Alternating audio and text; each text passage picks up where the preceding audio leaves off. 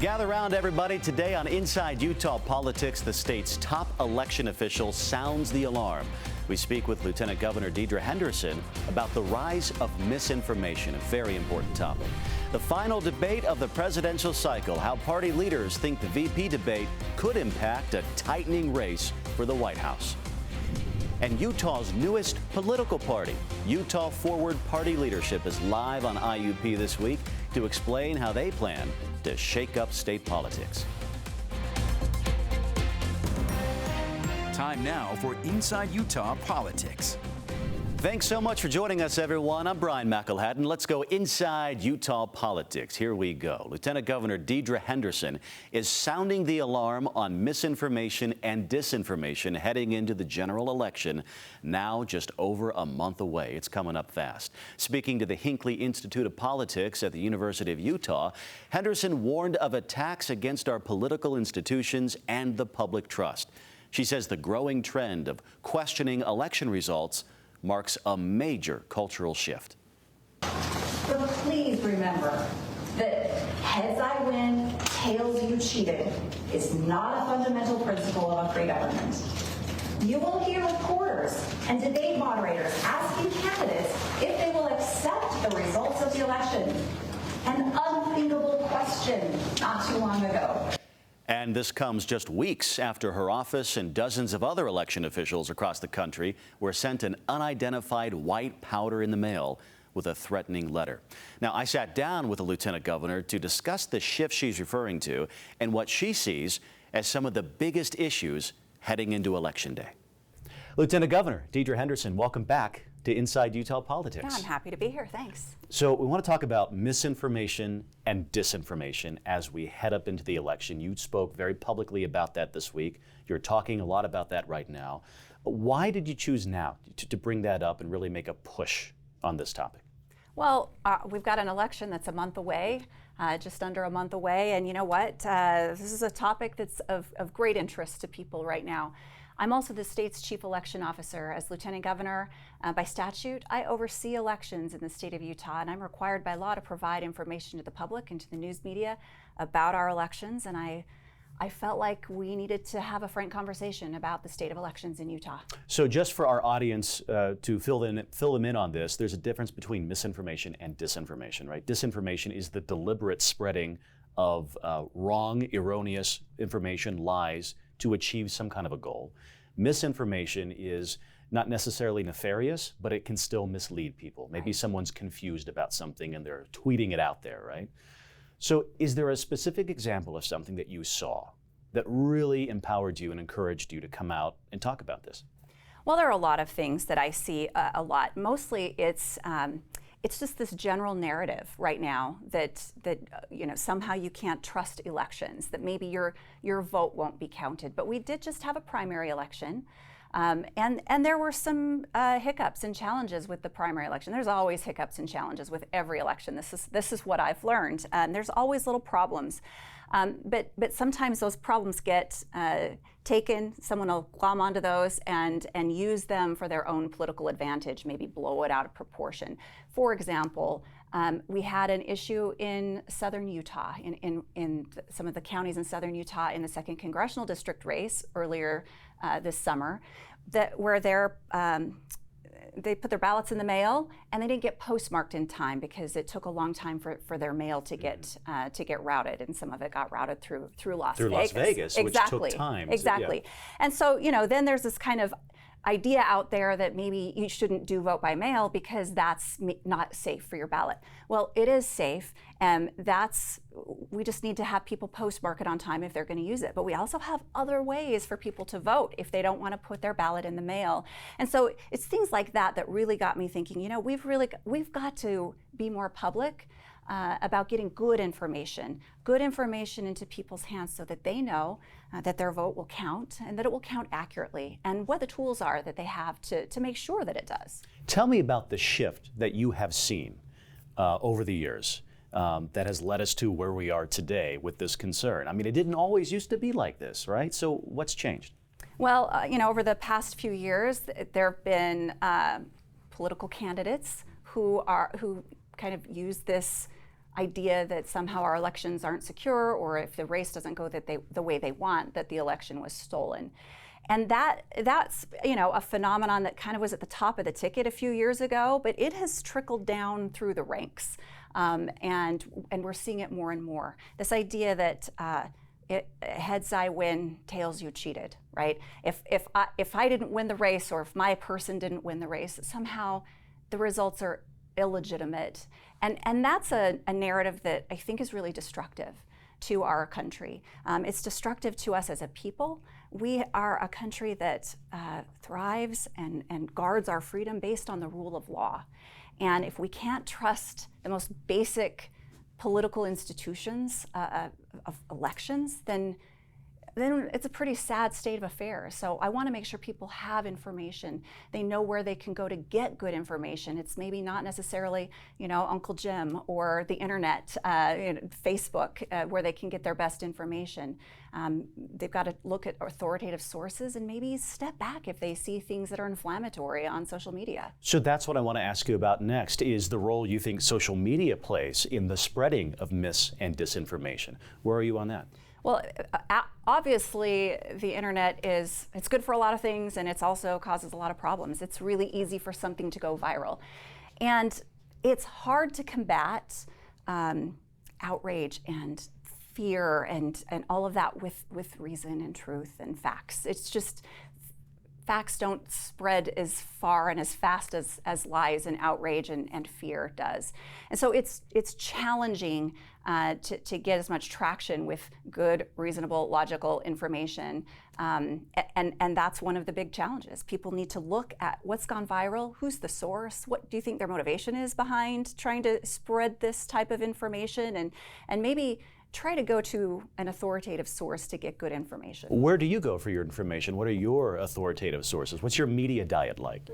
Well, any news media that offers a fair and balanced look at both sides. When it comes to elections, I want people to just go to the actual authority, and I'm not talking about races. I'm not talking about candidates. I'm talking about actually just the process of getting someone elected, the election system. Go to vote.utah.gov. That's the state election website.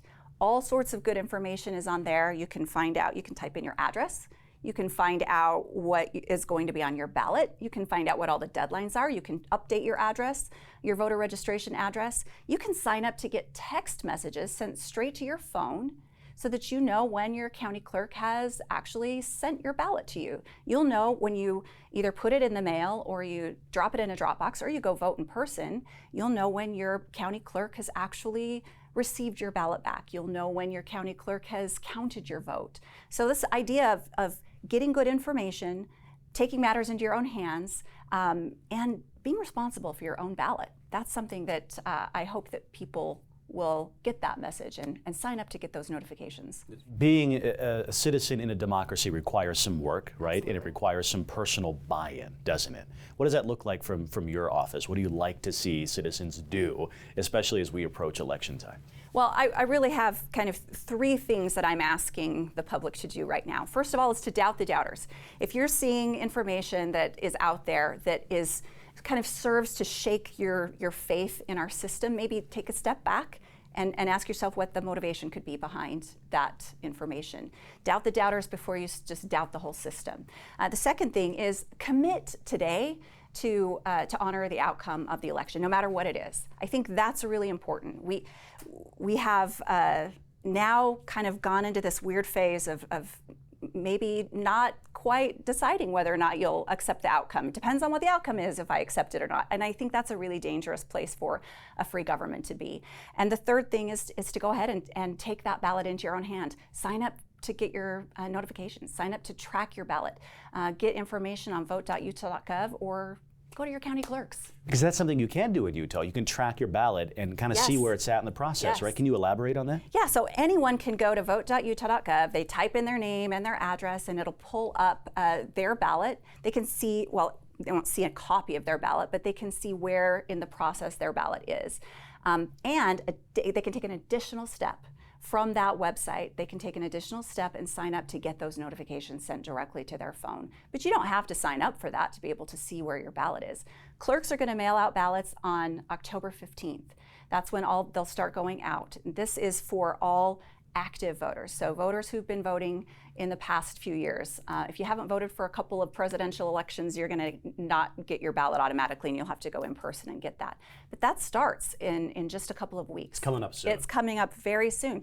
So fill out your ballot. Once you know who you want to vote for, fill out your ballot. If you want to use the U.S. mail, that's great, but mail it early. Or, even better, take it into the post office and actually watch them put a postmark on there, because postmarks in Utah by law, your ballot has to be postmarked the day before the election. So if you wait till the last minute, don't put it in the mail, put it in a drop box, or go walk in and vote in person. Take it directly. Exactly. Now, there are people who would be concerned about, the security of the system. Could someone hack the system and alter results? Could someone take ballots and throw them away, right? There were accusations of that during the 2020 election that were unfounded, but yet those rumors persist. What would you tell people about the security of the voting system here in Utah?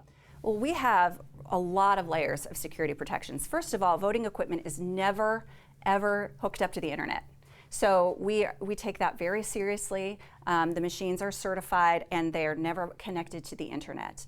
And we have signature verification processes. Each ballot envelope has a unique barcode, so that tracks back to that voter. Now the ballots don't. We don't want to know how voters vote, right? They have a constitutional right to a secret ballot. But the envelope that they come in and that you sign, that has an actual unique barcode.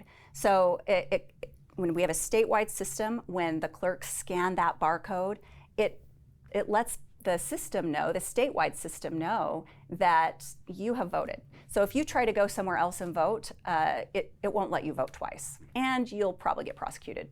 I know we talked about misinformation, disinformation. Are there other threats you see to the integrity of the election or people's perception of that? Well, the mistrust, that's a threat in and of itself. There are also physical threats, right? My office got sent a letter with suspicious powder in it a couple of weeks ago that the FBI intercepted multiple. 20 states, I think. I think it was more than that. Okay. It was probably most states ended up getting an envelope. And after the first few, the FBI was able to intercept most of those. So they're tactics, right? These are scare tactics. This is to try to intimidate election officials or election workers or voters. In Utah, we're really lucky. We have vote by mail, so it's very decentralized. It would be very difficult for someone to try to disrupt a certain voting location and do like 97, 98% of people vote by mail. So we're lucky that way from a physical security standpoint. But we do also, we recognize that these attempts to harass or intimidate or threaten election officials really are an attempt to threaten voters themselves, and we won't put up with any of that. Deidre Henderson, I appreciate your time. Thanks, Good Brian. conversation. Thank you. And still ahead here on Inside Utah Politics, debate season capped off in New York. How leaders in both parties have been reacting to J.D. Vance and Tim Walz sparring over policy. Did you watch the debate this week? Well, the vice presidential candidates dove into policy in a debate that is likely to be the very last one of the election cycle. But with Election Day just a month away, will this actually move the needle with voters or not? Washington, D.C. correspondent Hannah Brandt takes us inside of the post-debate conversation. The vice presidential candidates fought to make their mark on the debate stage. I thought it went pretty well. I think it was a good debate. The public got to see a contrast. Republican Congresswoman Elise Stefanik was quick to declare a winner. This was an overwhelming, dominating performance by J.D. Vance. I think the American people, he spoke directly to them about issues that matter. But Democratic Congresswoman Jasmine Crockett argued Governor Walz was more authentic and truthful. We need answers. We don't need dancing. And we get answers from Governor Walz. But what really matters is whether either VP candidate won over voters. Does it move the needle with voters at all? Well, I think it'll move it some. The first decision and probably most consequential decision that a nominee makes is who their running mate is going to be. Congressman Mike Waltz points out the vice president is second in line for the presidency, which he says is especially relevant after the 2 recent assassination attempts. Senator Vance looked presidential and that he was ready for the part. But ultimately, he says voters will focus on the top of the ticket. At the end of the day, this will be between Harris and Trump. And the candidates are eyeing the finish line. We've got a very limited amount of time to make our case to the American people that Donald Trump ought to be reelected president. As this comes down to the final days, let's be very clear where we're headed. Let's be very clear about the excitement. And I can tell you, listening to these folks today, we're winning Pennsylvania. We're going to get this thing done. In Washington, I'm Hannah Brien. Coming up, getting to know Utah's newest political party, how the Forward Party hopes to make waves in its first general election outing here.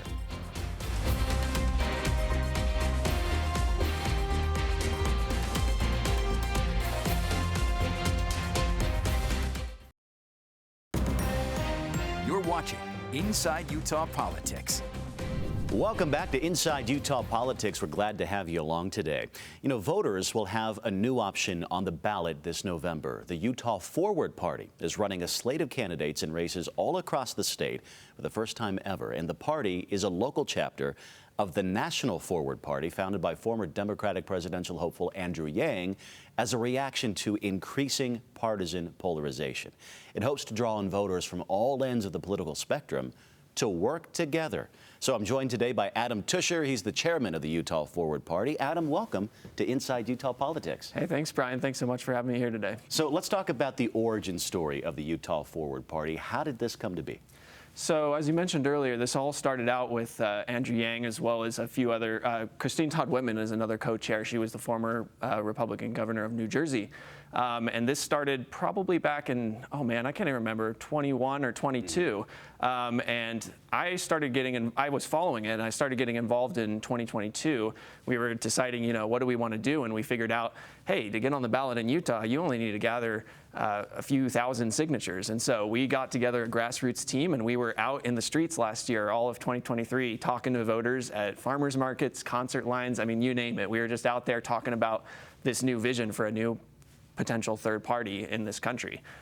You know, I saw an article just today that said that 58% of Americans are interested and want a third new major party. And so we found that really reflected when we were talking to voters in Utah. Well, I want to ask you about that. What was it like introducing the party to Utah voters for the first time? Were they suspicious about what you were doing? Or what was their reaction to it? Actually, I thought we were really well received. It was very warm in most part. You know, we would go out, we would talk to all sorts of people, Democrats, Republicans, independents, you name it, right? And all of them were really, for the most part, you always have a few that are a little bit opposed, or, you know, they're very set in their ways. But I think a lot of people were like, wow, this is really interesting what you're talking about. The solutions that you're offering make sense to me. I can tell that our political system has issues. I mean, most of us probably can, right? That we need something to change, and they're just not sure what. And so a lot of the solutions that we presented them, things like, you know, ranked choice and approval voting, open primaries, ending gerrymandering, even term limits, these things kind of resonate with voters in Utah because they're maybe searching for the solution. They just haven't been introduced to all these concepts yet. So you mentioned a few of those issues there. In terms of your tentpole issues, is it reform of the political system that you prioritize the most? Tell us about that. That's exactly right, Brian. We're kind of a little bit of a non-traditional party in the sense that we don't have a platform quite the same way that the two major national parties do, where it's set at the top level and works down. I would say those three things that I mentioned earlier are really big core tenets in terms of what we talk to people about every day.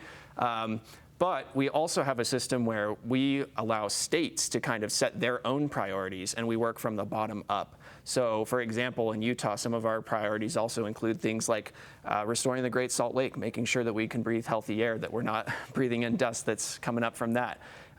We also have a few other priorities that have kind of come up from the membership of the party rather than being a top-down approach from national and saying this should work in every state, everywhere in the country. But I would say that political reform is the biggest tenet of our party. So you talk about the bottom-up approach here at the state level. Tell me about the connection to the national element of the party and how you work together? We've got, as I mentioned earlier, Andrew Yang, Christine Todd Whitman. The current executive chair of the party is Carrie Healy. She was the former lieutenant governor of Massachusetts under Mitt Romney. And so we've got a lot of big names that are well connected across the country and in politics, and they're really good at working things out for us so that we can get support from those figures. We've had Andrew Yang and Christine Todd Whitman out here to visit, and Carrie Healy, actually. But they've done a really good job at broadcasting our message to a wider audience rather than just here in Utah, although Utah is a focal center point of their plans. We've been able to have hundreds of volunteers from across the country help our candidates here in Utah with text banking or making phone calls and contacting voters who may be independent or who maybe haven't voted in a while to tell them there's a new option for you. And you've got candidates running in races across the state. Tell me about some of those and how you're doing there. Absolutely. So we've got 4 candidates running in Utah this year, a little bit small, but we're starting to build and we're very excited about it. The one that I want to make sure to highlight to everyone, because he's going to be on all of your ballots, his name is Miles Pomeroy. He's running for state treasurer. He goes kind of by the tagline Moderate Miles, but he is very big on presenting the new Forward Party, kind of introducing us to the state, but also this concept that does the state treasurer really need to be a partisan office? Very similar to ideas that are expressed by Michelle Quist, who's running for Attorney General with the United Utah Party, who we've also endorsed. We also have some candidates. We have a former school teacher running for the state school board, and we have 2 other candidates that are running for the Utah State Legislature. It's interesting because you have some candidates running for seats, and you're also endorsing other candidates like Michelle Quist. Yes. Tell me about that strategy. That's unique. The other parties don't do that. Yeah, not so much. So we have for Michelle Quist specifically, we have a very close relationship with the United Utah Party. We would consider ourselves allies and partners in the work that we're doing. But we also have endorsed, for example, John Curtis for the U.S. Senate, and there's going to be additional announcements of other candidates probably next week. And the idea behind this strategy is we really support candidates of any political persuasion who are willing to work towards good outcomes and have good faith discussions and problem solve. That's really the core tenet, that we don't believe you need to, we'd love to have candidates come and join Forward, but other candidates may have historical ties to other parties and are doing great work within those parties, and we want to support them too, as long as they're willing to, uphold the rule of law. That's important to us. The Constitution's very important to us, and really more than anything, it's about a willingness to have conversations, to not be so ideological that you won't talk to the other side, because we want people who will get in a room, sit down, work out their differences through talking and getting problems solved rather than just, attacking each other. You're very open, particularly on your website, about inviting people who are more conservative, inviting people who are more liberal to come into the fold and to join the party. And I wonder how you reach consensus on issues when everything else seems so gosh darn polarized, right? Yeah, I think what it is for us is we recognize that a lot of the problems that are driving polarization in our nation are the same problems that have prevented third parties from succeeding in the past. So we have people within the party that are going to be supporting former President Trump. We have people that are supporting Vice President Harris. And I think what really makes us unique is that we're willing to kind of set those differences aside, or especially these, what I like to call wedge issues, abortion or guns or any of that kind of stuff, you name it. We're willing to set that aside because we recognize we probably won't come to good solutions to these problems without first reforming the systems and changing the incentives that our legislators have. So we're willing to work towards things like ranked choice voting, like open primaries, like ending gerrymandering, because we think that that will elect us more representative leaders who will then work to fix those problems, and we can have good faith discussion on those problems later. Adam Tusher with the Utah Forward Party, thanks so much for talking with us. Thank you. We really appreciate it. We'll be watching, see how things shape up for you. Thank you very much. Hey, stay with us, everybody. More Inside Utah Politics coming up right after this. All right, everyone, that does it for today's Inside Utah Politics. Don't forget, if you have any local political stories you'd like to see, someone we need to interview, make sure to reach out. You can email InsideUtahPolitics@abc4.com. You can also follow me on social media. On X, I'm Brien Reports. And on Instagram, just search for Brien McElhatten. And we want to tell you about this. You can find ABC4 on social media as well to follow along no matter where you are. And while you're at it, you can download the ABC4 News app. Headlines in your pocket wherever you happen to be. Thanks so much for being with us this week on IUP. We'll see you right back here next week.